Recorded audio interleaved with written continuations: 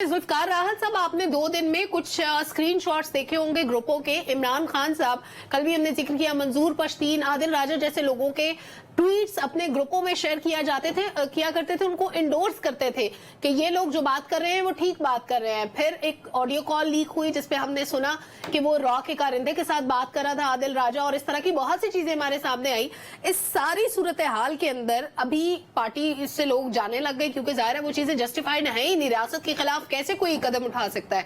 अभी पीटीआई का छोड़ के जाने वालों के लिए प्रिंसिपल डिसीजन क्या है? जमात तो अपनी जगह मौजूद है, जमात पे पाबंदी नहीं लगी, जमात खत्म नहीं हुई।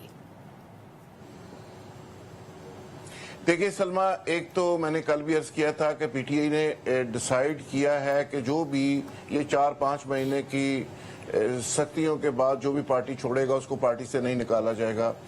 लेकिन मेरे तमाम दोस्तों ने बात की, ये दुरुस्त है कि जो लॉन्ग मार्च हुआ था जिसमें खान साहब को बुलेट्स लगी थी या नहीं लगी थी, जो भी था वो भी प्लान्ड था, और उसका मकसद था कि आर्मी चीफ की तकर्री को रोका जाए।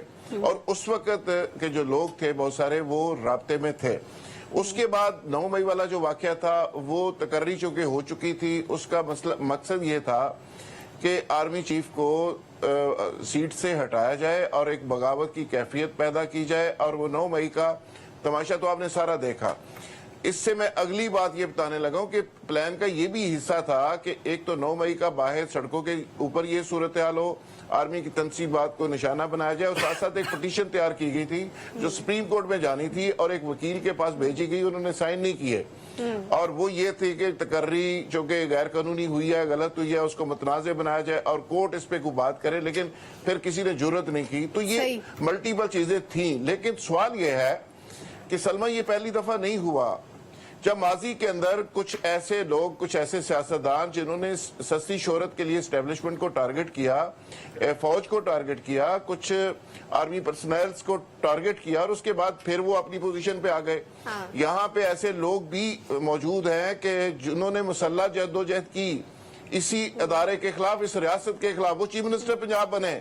यहाँ पे ऐसे लोग भी हैं जिन्होंने अदारों को गालियां दी, सस्ती शोहरत हासिल की, और उसके बाद वो प्राइम मिनिस्टर बने। ऐसे भी कुछ लोग हैं कि जिन लोगों को कहा गया ये मुल्क दुश्मन है, जिन पार्टियों को कहा गया ये बड़ा कुछ हुआ जुल्फिकार साहब, लेकिन जो 9 मई को हुआ वो किसी सियासी जमात ने नहीं किया, इवन एमक्यूएम ने भी ये नहीं किया था। आखिरी बात ये कहता हूँ कि तमाम वो लोग जो सारे ये लोग करते हैं, सस्ती शोहरत के लिए करते हैं, वो दोबारा पोजीशन पे आ जाते हैं। ये नहीं आने चाहिए। ये एक आज माजी की ये सारी जो गलतियां, ये जो फैशन बन चुका है, ये फैशन अब खत्म होना चाहिए। अब हुआ ये है कि माजी के अंदर एक शख्स ने इसी तरह का ड्रामा किया और वो पोजीशन ले गया, फिर दूसरा देखते देखते उसने कहा कि यार मैं क्यों ना करूं।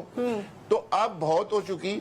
मेरा ख्याल है कि ये सिलसिला अब बंद होना चाहिए, और आज के बाद पाकिस्तान की एस्टेब्लिशमेंट को भी ऐसे जो करैक्टर्स हैं जो रियासत के खिलाफ बात करते हैं, जो अदारों के खिलाफ बात करते हैं, उन पे क्रॉस लगा के उनसे माजरत करनी चाहिए कि अगर पाकिस्तान आपको पसंद नहीं और पाकिस्तान के अदारे पसंद नहीं, तो जो मुल्क आपको पसंद है आप उधर चले जाएं।